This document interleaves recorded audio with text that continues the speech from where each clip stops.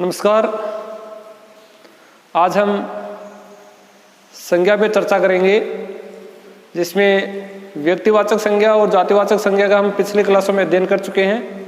आज भाववाचक संज्ञा के बारे में अध्ययन करेंगे। तो संज्ञा का जो तीसरा प्रकार है वो है भाववाचक संज्ञा।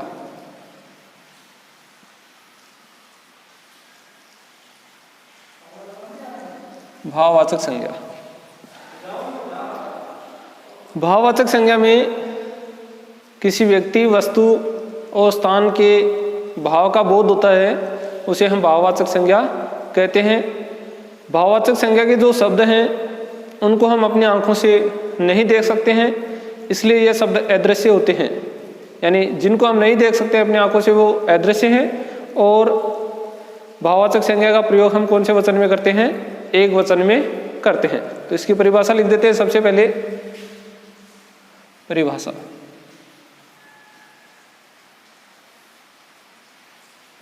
जिस संज्ञा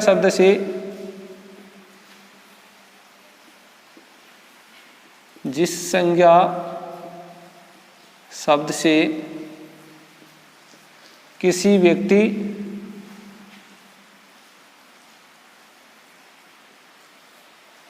वस्तु या स्थान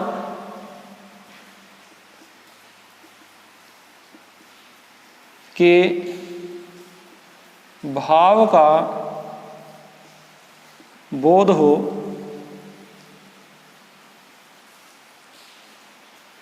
भाववाचक संज्ञा कहलाती है।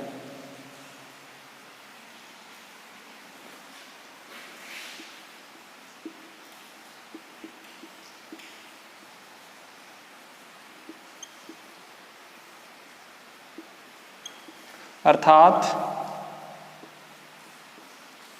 इन संज्ञा शब्दों को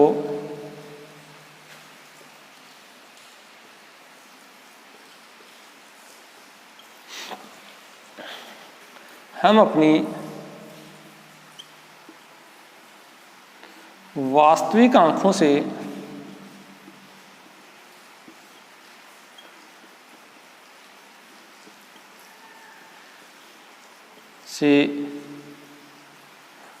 नहीं देख सकते हैं।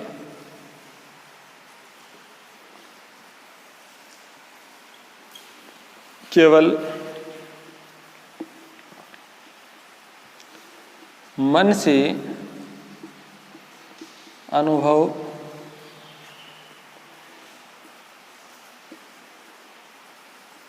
प्राप्त कर सकते हैं।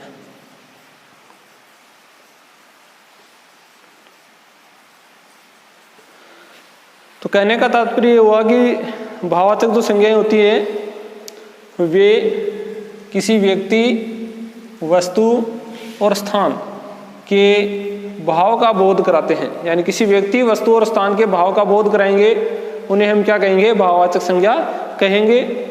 और ये संज्ञा शब्द हैं, इन्हें हम अपनी आंखों से नहीं देख सकते हैं, केवल क्या कर सकते हैं? मन से अनुभव कर सकते हैं।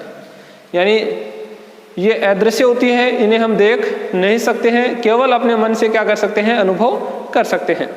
अब भाववाचक संज्ञा है वो कितने प्रकार की होती है? तो भाववाचक संज्ञाएं दो प्रकार की होती है। तो आगे लिखेंगे हम भाववाचक संज्ञा के प्रकार। तो भाववाचक संज्ञा के दो प्रकार हैं।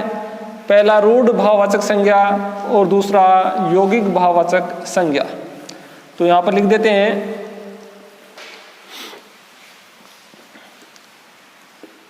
भाववाचक संज्ञा के प्रकार।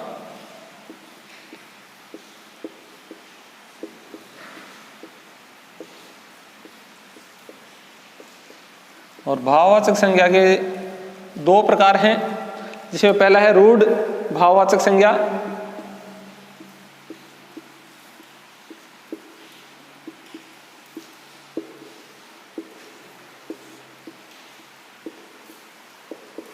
और दूसरा है यौगिक भाववाचक संज्ञा। यानी भाववाचक संज्ञा है वो दो प्रकार की होती है, पहली रूढ़ और दूसरी यौगिक।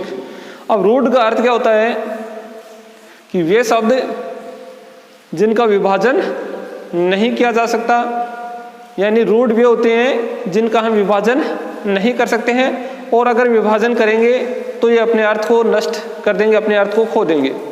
यौगिक शब्द क्या होते हैं? वे शब्द जो दो या दो से अधिक शब्दों से मिलकर बनते हैं उन्हें हम यौगिक कहते हैं। और जब हम किसी शब्द के साथ प्रत्यय का योग करेंगे, किसी भी शब्द के साथ प्रत्यय का योग करेंगे और उससे बनने वाले जो भाववाचक संज्ञा है उन्हें क्या कहेंगे? यौगिक भाववाचक संज्ञा कहेंगे। तो सबसे पहले हम रूढ़ भाववाचक संज्ञा की बात करते हैं। रूढ़ भाववाचक संज्ञा, और इसकी परिभाषा है वे भाववाचक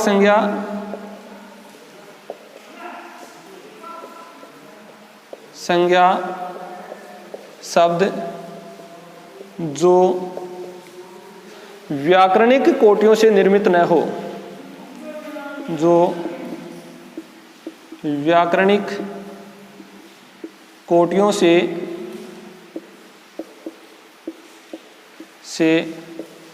निर्मित न हो, अर्थात इनका विभाजन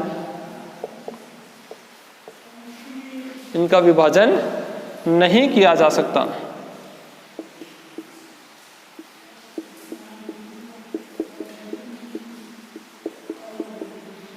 यानी रूढ़ भाववाचक वे होते हैं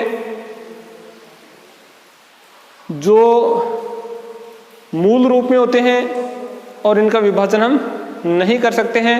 यानी व्याकरणिक कोटि, यानी इनमें उपसर्ग और प्रत्ययों का या संधि और समास का कोई योग नहीं होता है, ये अपने मूल रूप में होते हैं और इनका विभाजन नहीं कर सकते हैं। उदाहरण के रूप में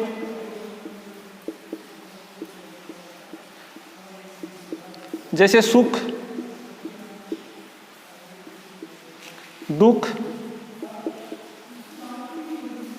लोभ, लालच, ईर्ष्या,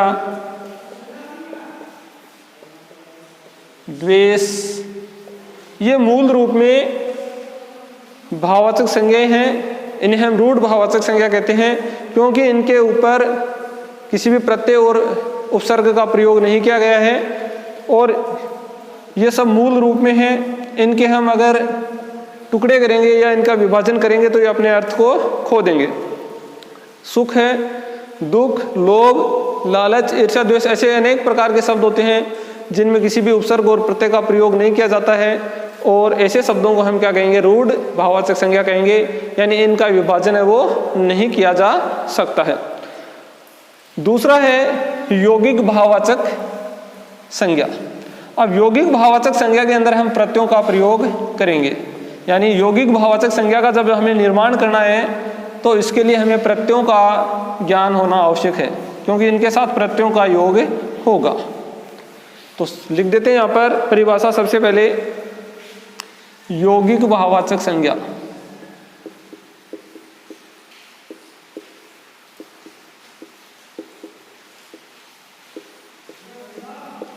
वे संज्ञा शब्द, वे भाववाचक संज्ञा शब्द जो प्रत्यय के योग से बनता है,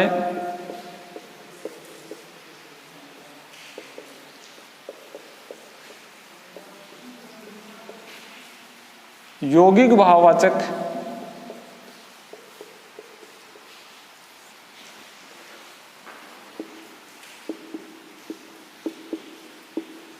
संज्ञा शब्द कहलाता है।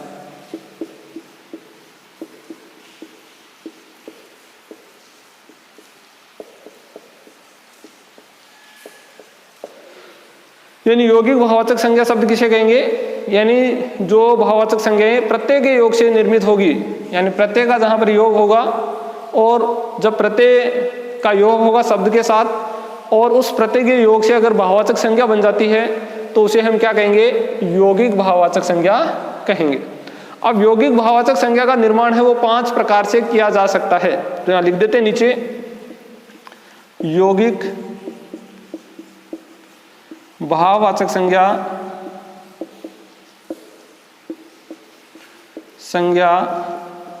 का निर्माण 5 प्रकार से किया जा सकता है।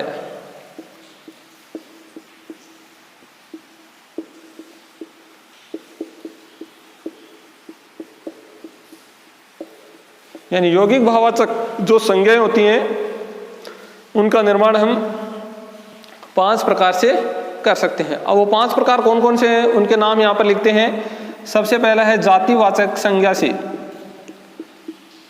जातिवाचक संज्ञा से। दूसरा है सर्वनाम से।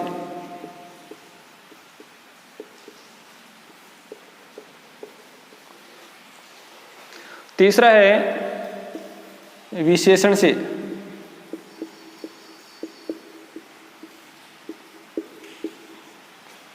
चौथा है अव्यय से और 5वां है क्रिया से।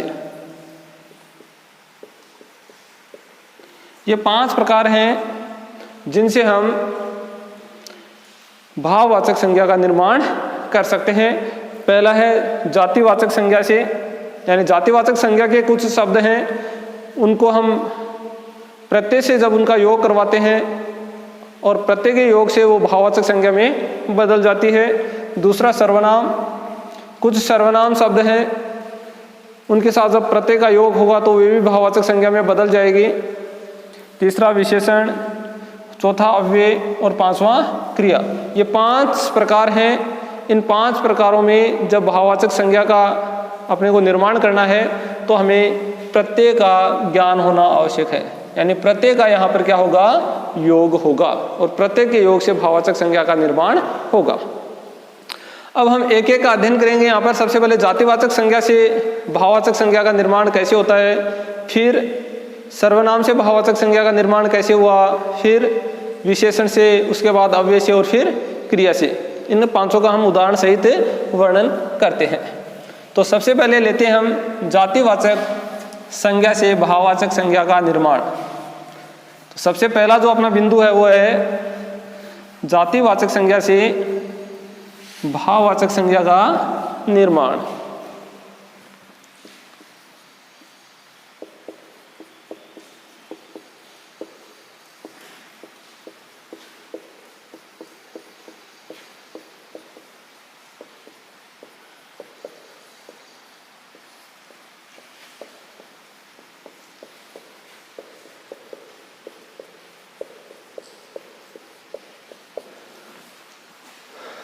यहाँ पर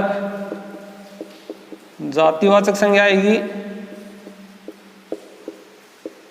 जातिवाचक संज्ञा में हम प्रत्यय का योग करेंगे और प्रत्यय के योग से भाववाचक संज्ञा बनेगी।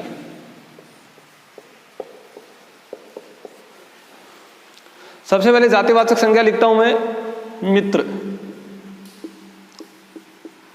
मित्र, जैसे मित्र कहेंगे तो एक समूह का बोध कराएगा और समूह का बोध कराने के साथ साथ मित्र दृश्य भी है, यानी मित्र को हम देख सकते हैं और इसका हम बहुवचन भी बना सकते हैं। यानी मित्र दृश्य है और इसका बहुवचन बनता है, इसलिए कौन सी संज्ञा है? जातिवाचक संज्ञा है। इसके साथ हम ता प्रत्यय का योग करेंगे, यानी ता प्रत्यय इसके साथ जोड़ेंगे तो क्या बन जाएगा? मित्र से मित्रता।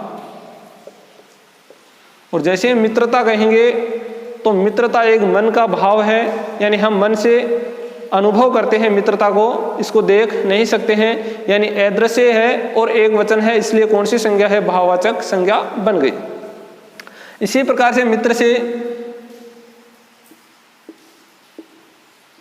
दुश्मन, और दुश्मन में हम ई प्रत्यय का योग करेंगे और ई प्रत्यय के योग से बन जाएगी दुश्मनी। इसी प्रकार से नेता, और नेता में हम त्व प्रत्यय का योग करेंगे तो बन जाएगा नेतृत्व। इसी प्रकार से लड़का, और लड़का में हम पन प्रत्यय का योग करेंगे तो बन जाएगा लड़कपन। इसी प्रकार से बच्चा, और बच्चा में हम पन प्रत्यय का योग करेंगे तो बन जाएगा बचपन। इसी प्रकार से दोस्त, और इसमें ई प्रत्यय का योग करेंगे तो बन जाएगा दोस्ती। इस प्रकार से कुछ जातिवाचक संज्ञाओं के हमने यहाँ पर उदाहरण दिए। ये जातिवाचक संज्ञाएं हैं, मित्र है, दुश्मन, नेता, लड़का, बच्चा और दोस्त, ये जातिवाचक संज्ञाएं हैं। और यहाँ पर इनके साथ प्रत्ययों का योग किया है। जैसे मित्र के साथ हम ता प्रत्यय का योग करेंगे, क्या बन जाएगा? मित्रता, जो भाववाचक संज्ञा है, यानी मित्रता अपना मन का एक भाव है। दुश्मन में ई प्रत्यय योग करेंगे तो दुश्मनी बन जाएगा, ये भी एक मन का भाव है। नेता में त्व जोड़ेंगे तो नेतृत्व, और लड़का में पन जोड़ेंगे तो लड़कपन हो जाएगा, लड़कपन भी एक मन का भाव है। बच्चा में पन जोड़ेंगे तो बचपन, बचपन है, यौवन है, बुढ़ापा है, ये सब भाव हैं। दोस्त में ई जोड़ेंगे तो दोस्ती। इस प्रकार से जातिवाचक संज्ञा के साथ जब हम प्रत्यय का योग करते हैं और उनसे भाववाचक संज्ञाओं का निर्माण हम कर सकते हैं। अब 2 नंबर पे सर्वनाम से भाववाचक संज्ञा का निर्माण। सर्वनाम से भी हम भाववाचक संज्ञा का निर्माण कर सकते हैं। तो सर्वनाम से कौन कौन सी भाववाचक संज्ञा बनती है, यहां लिख देते हैं। सर्वनाम से भाववाचक संज्ञा का निर्माण, इधर सर्वनाम आ जाएंगे, सर्वनाम के साथ प्रत्यय का योग हो जाएगा और प्रत्यय का योग होकर भाववाचक संज्ञा बन जाएगी।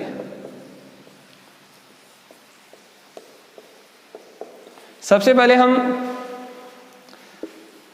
मम लेते हैं, मम सर्वनाम, और इसमें ता प्रत्यय का योग करते हैं तो मम से क्या बन जाएगा? ममता। मम से ममता। मम यानी मेरा, सर्वनाम है मम यानी मेरा, और इसके साथ ता प्रत्यय का योग किया तो क्या बन गया? ममता। अब ममता है, उसमें व्यक्तिवाचक संज्ञा भी है और भाववाचक संज्ञा भी है। कैसे है? अगर ममता किसी लड़की का नाम है तो वो व्यक्तिवाचक संज्ञा है, और ममता अगर अपने मन के वात्सल्य का भाव है तो वो कौन सी संज्ञा है? भाववाचक संज्ञा है। इसी प्रकार से मम में हम त्व जोड़ देते हैं, त्व प्रत्यय का योग कर देते हैं तो क्या बन जाएगा? ममत्व। इसी प्रकार से आप भी सर्वनाम है और इसमें आ प्रत्यय का योग कर देंगे तो क्या बन जाएगा? आपा। स्व भी प्रत्यय है, स्व, और स्व में त्व प्रत्यय का योग करेंगे तो बन जाएगा स्वत्व। इसी प्रकार से सर्व,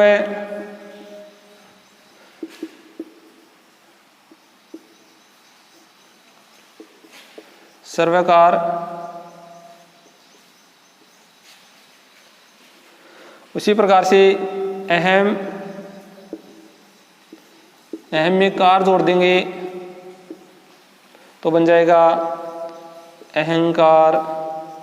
इस प्रकार से कुछ सर्वनाम शब्द हैं जिनके साथ हम प्रत्यय का जब योग करते हैं तो वे भाववाचक संज्ञा में बदल जाते हैं। जैसे मम के साथ हमने ता प्रत्यय का योग किया तो क्या बन गया? ममता। अब इसको हम व्यक्तिवाचक संज्ञा में भी ले सकते हैं और भाववाचक संज्ञा में भी ले सकते हैं। वो वाक्य पे निर्भर करेगा कि वाक्य में अगर ममता किसी लड़की का नाम है तो व्यक्तिवाचक है, और अगर स्त्री के वात्सल्य का प्रतीक है तो ममता क्या हो जाएगा, भाववाचक संज्ञा हो जाएगा। मम और मम में त्व जोड़ेंगे तो क्या बन जाएगा, ममत्व, जो एक भाव है। आपसे, आप में आ प्रत्यय का योग किया तो क्या बन गया, आपा। आपा एक मन का भाव है। स्व में त्व जोड़ा तो क्या बन गया, स्वत्व।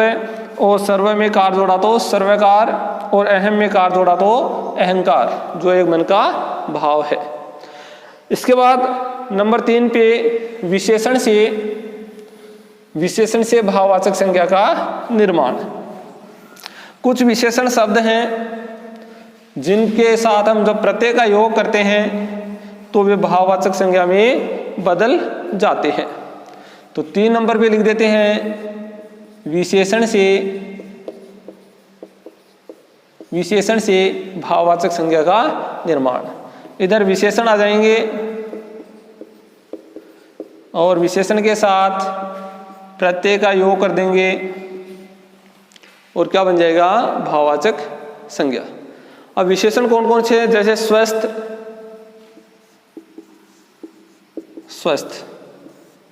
और स्वस्थ में ये प्रत्यय का योग करेंगे तो स्वस्थ के साथ जब ये प्रत्यय योग करेगा तो बन जाएगा स्वास्थ्य।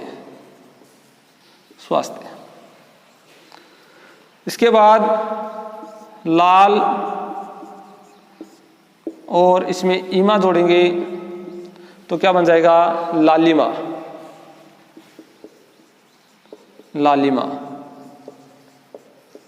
इसी प्रकार से काला में ईमा जोड़ेंगे तो कालिमा।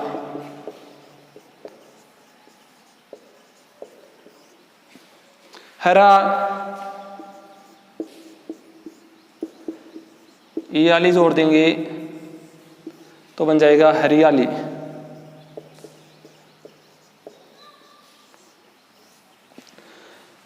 ये कुछ भाववाचक संज्ञाएं हैं, किनसे बनी है, विशेषण से बनी है। यानी विशेषण से हम भाववाचक संज्ञा का जब निर्माण करते हैं तो उनमें प्रत्यय का योग करेंगे और प्रत्यय के योग से वो क्या बन जाएगी, भाववाचक संज्ञा बन जाएगी। जैसे स्वस्थ है, स्वस्थ विशेषण है। स्वस्थ व्यक्ति यानी व्यक्ति की विशेषता बता रहे हैं तो स्वस्थ व्यक्ति है तो स्वस्थ क्या हो जाएगा, विशेषण हो जाएगा। और विशेषण के साथ जैसे ही प्रत्यय का योग किया तो क्या बन गया, स्वास्थ्य ठीक है नहीं है, ये अपने मन के भाव है। इसी प्रकार से लाल है, ये रंग का नाम है, लाल रंग है। और इसके साथ में हमने जैसे ही प्रत्यय का योग किया तो क्या बन गया, लालिमा अपने मन का भाव है। इसी प्रकार से काला में ईमा जोड़ा तो क्या बन गया, कालिमा। और हरा में याली जोड़ा तो क्या बन गया, हरियाली भी मन का एक भाव है। इसी प्रकार से सुंदर में ये जोड़ेंगे, ये प्रत्यय तो क्या बन जाएगा, सौंदर्य। और सुंदर में हम ता भी जोड़ सकते हैं, ता जोड़ेंगे तो क्या बन जाएगा, सुंदरता।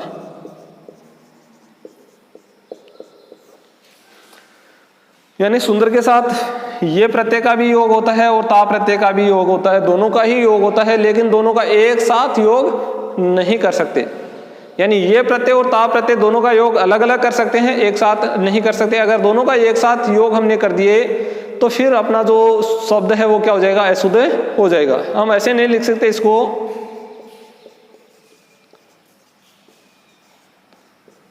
यानी दोनों प्रत्यय हम एक साथ अगर लगा देंगे तो अपना शब्द है वो क्या हो जाएगा, अशुद्ध हो जाएगा।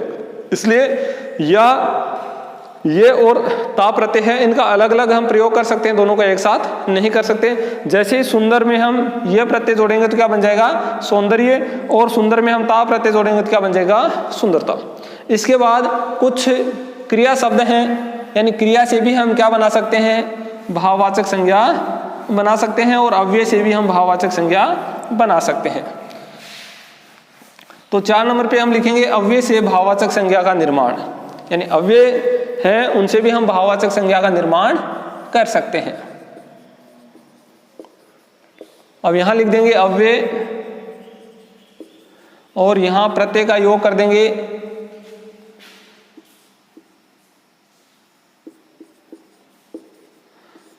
अव्यय में सबसे पहले हम लिखते हैं दूर, और दूर में ई प्रत्यय का योग करते हैं तो क्या बन जाएगा?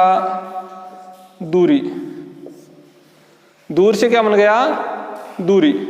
ठीक है, दूर में हम ए प्रत्यय जोड़ेंगे तो क्या बन जाएगा? दूरी। इसी प्रकार से देर, देर में भी अगर हम ए प्रत्यय का योग करते हैं तो क्या बन जाएगी? देर से देरी। निकट, निकट में हम ता जोड़ेंगे तो बन जाएगा निकटता।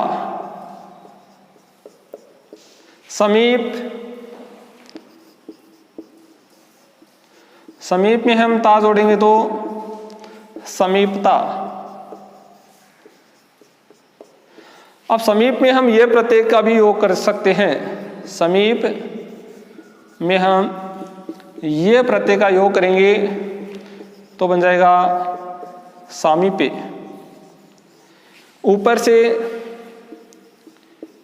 ऊपर में हम ई प्रत्यय का योग करेंगे तो बन जाएगा ऊपरी।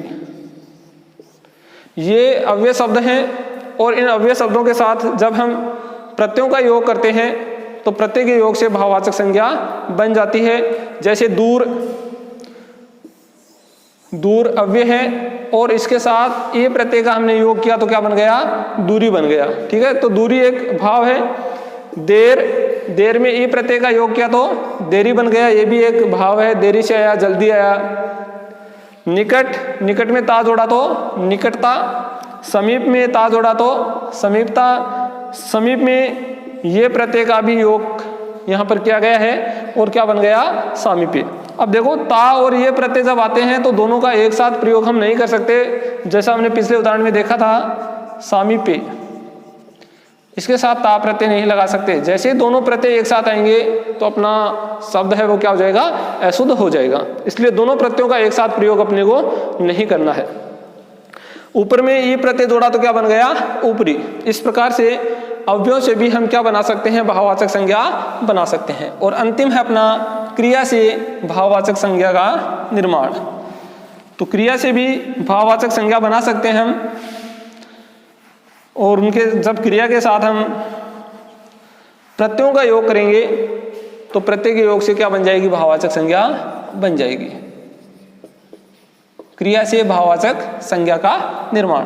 तो यहाँ क्रिया आ जाएगी और यहाँ प्रत्यय का इनके साथ योग किया जाएगा, और जैसे ही प्रत्यय का योग होगा तो भाववाचक संज्ञा बन जाएगी। जैसे लिखना, लिखना क्रिया है और इसमें आवट जोड़ेंगे तो बन जाएगी लिखावट। लिखना क्रिया है, हम लिखते हैं तो लिखना क्या है? क्रिया है, और उसमें आवट प्रत्यय का योग करेंगे तो लिखावट। लिखावट सुंदर है, लिखावट अच्छी है, तो लिखावट एक मन का भाव है, लिखावट बुरी है, ये अपने मन का एक भाव है। इसी प्रकार से पढ़ना, पढ़ना क्रिया है और इसमें आई प्रत्यय का योग करेंगे तो क्या बन जाएगा? पढ़ाई। पढ़ना क्रिया थी, आई प्रत्यय का योग हुआ तो क्या बन गया? पढ़ाई। पढ़ाई एक मन का भाव है। ठीक है। हंसना, हंसना, हंसना क्या है? क्रिया है। हंसना क्रिया है और इसमें ई प्रत्यय का योग करेंगे तो बन जाएगा हंसी। हंसी मन का भाव है। ठीक है। इसके बाद ऐसे ही खेलना, खेलना क्रिया है और इसमें ए प्रत्यय जोड़ेंगे तो खेल बन जाएगा खेल। इसी प्रकार से चलना, चढ़ना, चढ़ना क्रिया है और इसमें आई जोड़ेंगे तो क्या बन जाएगा? चढ़ाई। चढ़ाई। ये सब क्रिया से बनने वाले भाववाचक संज्ञा हैं। जैसे लिखना क्रिया है और इसमें आवट जोड़ेंगे तो क्या बन जाएगा? लिखावट। पढ़ना में आई जोड़ेंगे तो पढ़ाई, हंसना में ई जोड़ेंगे तो हंसी, खेलना में ई जोड़ेंगे तो। ये जो ना का यहाँ पर ना आ रहा है, ये इससे क्रिया बनती है, यानी ये जो ना लगा हुआ है, इन ना लगने से धातु में क्रिया बन जाती है। यानी धातु के साथ ना का जब हम योग करते हैं तो किसका निर्माण होता है? क्रिया का निर्माण होता है। यानी अपने को कोई क्रिया बनानी है तो धातु के साथ हम क्या जोड़ सकते हैं? ना जोड़ सकते हैं, और ना जोड़ने से धातु के साथ क्रिया बन जाएगी। तो ये लिख है, ये तो है धातु, और ना क्या है? इसके साथ योग है और इससे क्रिया बन गई। पढ़ धातु है इसमें हंस धातु है, इसमें खेल धातु है और इसमें चढ़ धातु है। तो इस प्रकार से क्रिया के साथ जब हम प्रत्ययों का योग करते हैं तो प्रत्यय के योग से भाववाचक संज्ञा का निर्माण कर सकते हैं।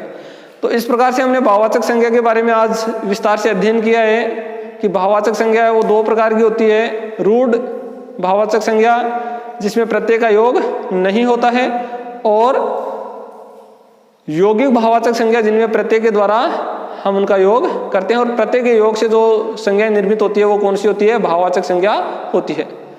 धन्यवाद।